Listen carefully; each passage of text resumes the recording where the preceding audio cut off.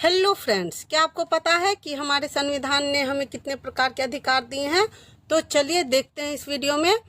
तो फ्रेंड्स, हमारे संविधान ने हमें कुल 6 मौलिक अधिकार दिए हैं, जिनमें है समानता, स्वतंत्रता का अधिकार, समानता का अधिकार, शोषण के विरुद्ध अधिकार, धार्मिक स्वतंत्रता का अधिकार, संस्कृति और शिक्षा का अधिकार और संवैधानिक उपचारों का अधिकार।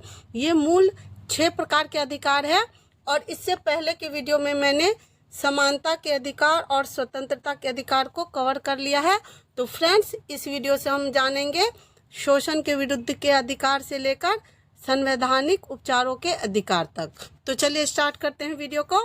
हमारा तीसरा मौलिक अधिकार है शोषण के विरुद्ध अधिकार। कौन सा है? शोषण के विरुद्ध अधिकार। यह अधिकार जो है हमें अनुच्छेद 23 से और 24 में मिलता है। किस में मिलता है? अनुच्छेद 23 एंड 4 में मिलता है।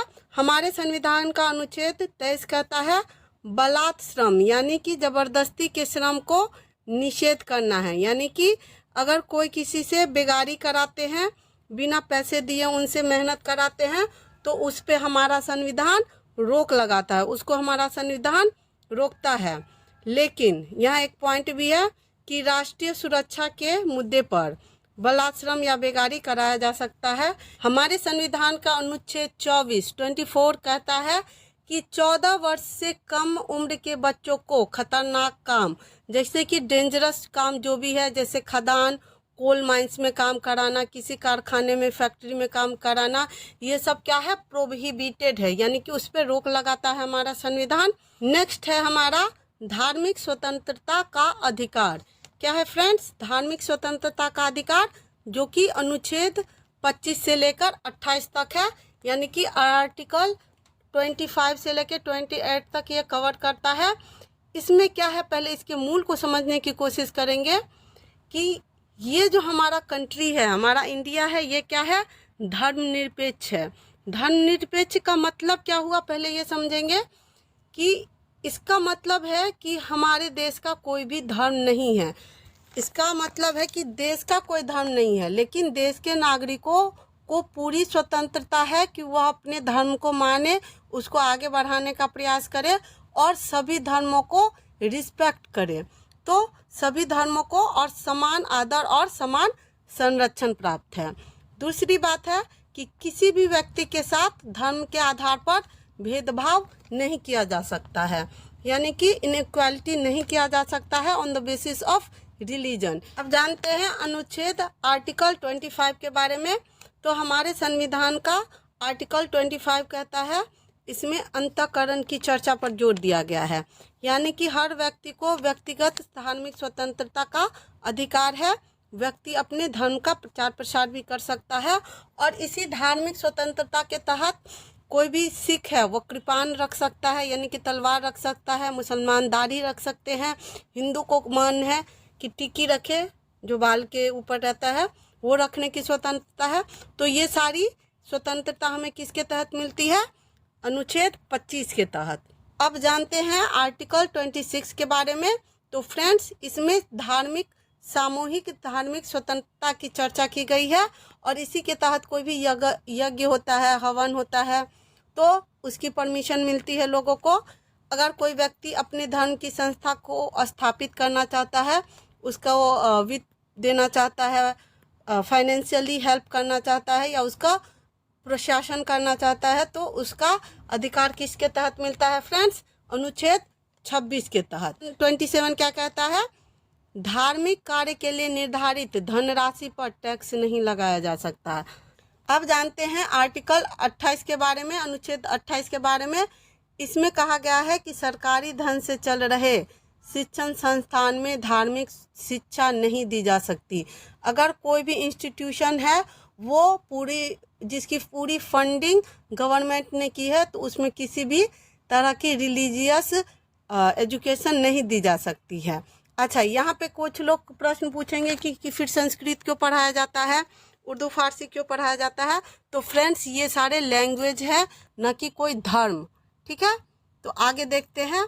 ये हो गया अनुच्छेद 28 तक, जिसमें हमारे संविधान में धार्मिक स्वतंत्रता की चर्चा की गई है। अब जानते हैं 5वें इम्पोर्टेंट धार्मिक 5वें इम्पोर्टेंट स्वतंत्रता के बारे में, जो कि है संस्कृति एवं शिक्षा संबंधी अधिकार, जिसका उल्लेख संविधान के अनुच्छेद 29 और 30 में किया गया है। किस अनुच्छेद में किया गया फ्रेंड? अनुच्छेद 29 और 30 में किया गया है। इसमें क्या है तो पहले देखते हैं अनुच्छेद 29 क्या कहता है। इसके तहत अल्पसंख्यक वर्गों के हितों के संरक्षण की व्यवस्था की गई है, यानी कि भारत के नागरिकों को अपनी विशेष भाषा, लिपि और संस्कृति को बनाए रखने का अधिकार है। और किसी भी सरकारी शिक्षण संस्थान में नागरिकों को धर्म, भाषा, जाति के आधार पर उसमें पढ़ने से या आगे बढ़ने से नहीं रोका जा सकता। ये बहुत इंपॉर्टेंट फैक्ट है फ्रेंड्स। आइए जानते हैं अनुच्छेद 30 के बारे में। हमारे संविधान का अनुच्छेद 30 क्या कहता है?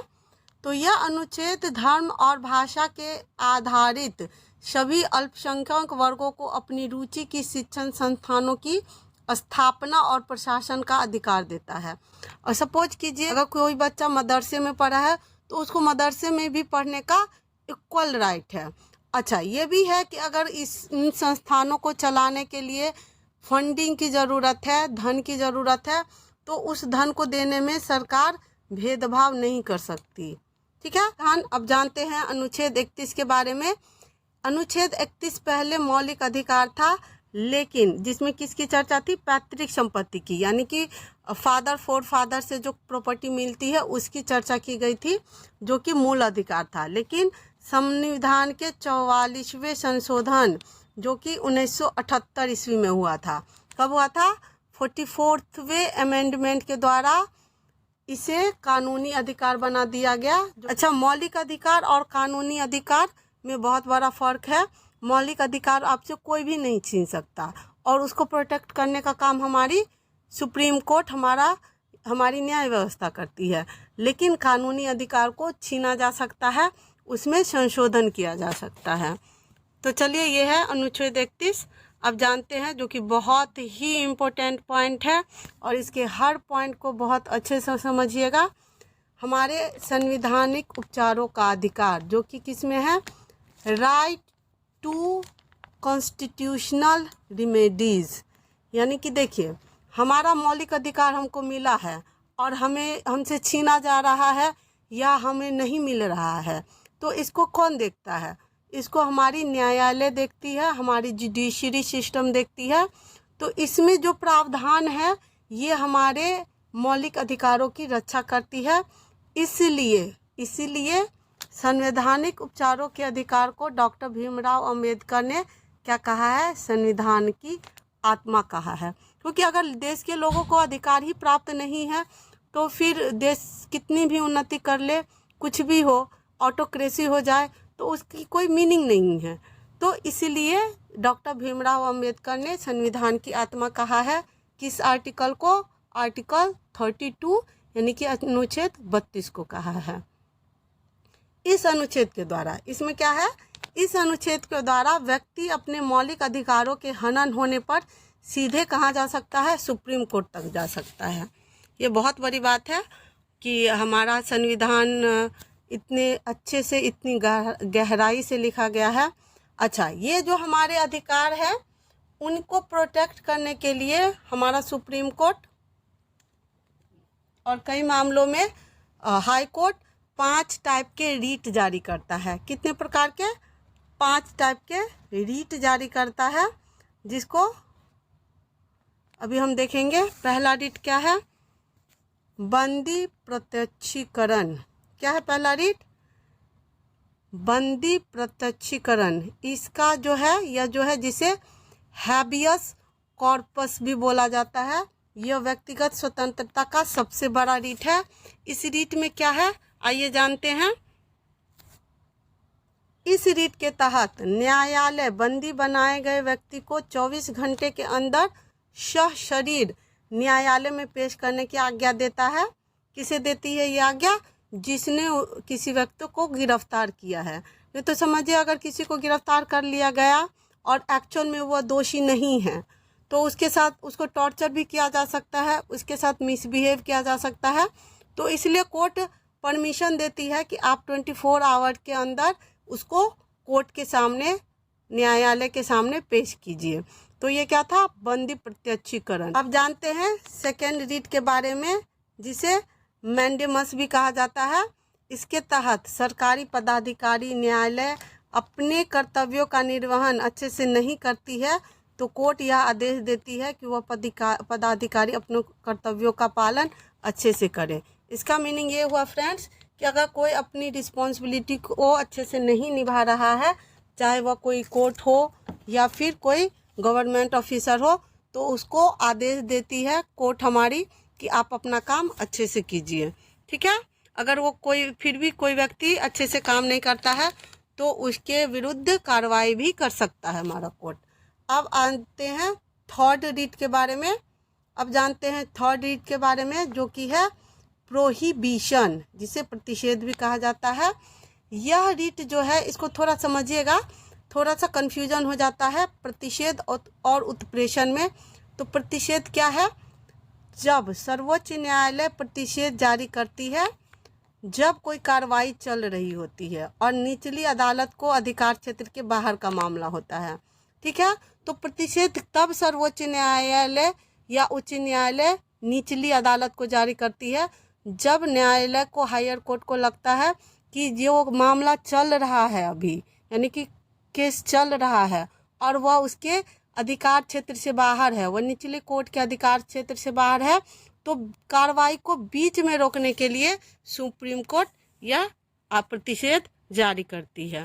जबकि उत्प्रेषण में क्या होता है, तो फ्रेंड्स उत्प्रेषण में जब निर्णय हो जाता है, जब निचली अदालत या हाई कोर्ट अपना जस्टिस दे देती है, अपना निर्णय दे देती है और हाई कोर्ट को या सुप्रीम कोर्ट को लगता है कि ये सही नहीं है, तब उत्प्रेषण जारी करके उस निर्णय को रोका जाता है। ठीक है, ये दोनों के बीच का डिफरेंस आई होप आपको समझ में आया।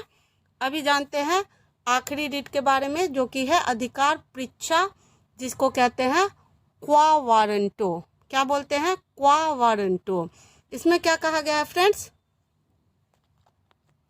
कोई ऐसा व्यक्ति, अगर कोई व्यक्ति ऐसा कार्य करता है जिसके लिए वह अधिकृत नहीं है, तो न्यायालय अधिकार परीक्षा के आदेश के तहत उससे यह पूछ सकता है कि किस अधिकार के तहत वह कार्य कर रहा है। सपोज कोई व्यक्ति ट्रैफिक पुलिस है और वो रिस्पॉन्सिबिलिटी निभा रही है एज ही इज और सी इज़ अ पुलिस ऑफिसर, तो वहाँ पे कोर्ट पूछती है कि क्या जो आप काम कर रहे हैं ये आपके अधिकार क्षेत्र में है।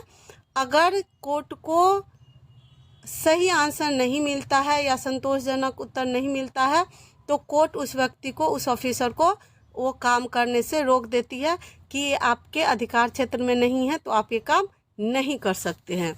और इसी को क्या बोलते हैं, क्वा वारंटो या अधिकार परीक्षा। तो फ्रेंड्स ये महत्वपूर्ण रीट थे, इनका नाम और इनका काम आप अच्छे से याद कर लीजिए। अब जानते हैं अनुच्छेद 33 के बारे में। यह क्या कहता है, राष्ट्रीय सुरक्षा के हित में संसद मीडिया, सेना और गुप्तचर के मूल अधिकार को सीमित कर सकती है। डिफेंस का पर्सन है, मीडिया है, तो मीडिया के हाथ में कोई इन्फॉर्मेशन लगी, उसने पूरे देश में चला दिया, तो क्या होगा, हमारे देश की जो सुरक्षा है उसके लिए सही नहीं होगा।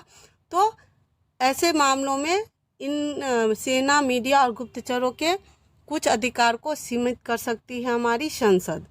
अनुच्छेद 24 क्या है जानते हैं, भारत के किसी भी क्षेत्र में सेना का कानून लागू किया जा सकता है। इसके तहत संसद को यह शक्ति है कि वह मूल अधिकारों को प्रतिबंधित कर सकती है। यानी कि अगर कहीं की किसी देश के किसी प्रांत की, किसी क्षेत्र की सिचुएशन, लॉ एंड ऑर्डर की सिचुएशन सही नहीं है, तो ऐसी स्थिति में सेना का कानून लगाया जा सकता है। और जब सेना का कानून लगाया जा सकता है तो उस समय संसद को यह अधिकार है कि वह लोगों के मौलिक अधिकारों को प्रतिबंधित कर सकती है। हालांकि अनुच्छेद 20 और 21 को किसी भी हाल में रोका नहीं जा सकता है, जो कि प्राण और देह की स्वतंत्रता है और निजता की स्वतंत्रता है। अब जानते हैं अनुच्छेद 35, यानी कि यह हमारा मौलिक अधिकारों का लास्ट अनुच्छेद है। यह क्या कहता है, संसद को कुछ मूल अधिकारों जैसे कि अनुच्छेद 16, 32, 33, 34 को प्रभावी बनाने की शक्ति प्राप्त है, जो कि राज्य विधानमंडल को प्राप्त नहीं है। यानी कि इन अनुच्छेदों पर कुछ भी कानून बनाने की शक्ति केवल संसद को है, न कि स्टेट गवर्नमेंट को है। तो फ्रेंड्स, ये थे मूल अधिकार जो कि हर बार परीक्षा में पूछे जाते हैं। उम्मीद है आपको वीडियो पसंद आया होगा। Thank you for watching. जय भारत, जय हिंद।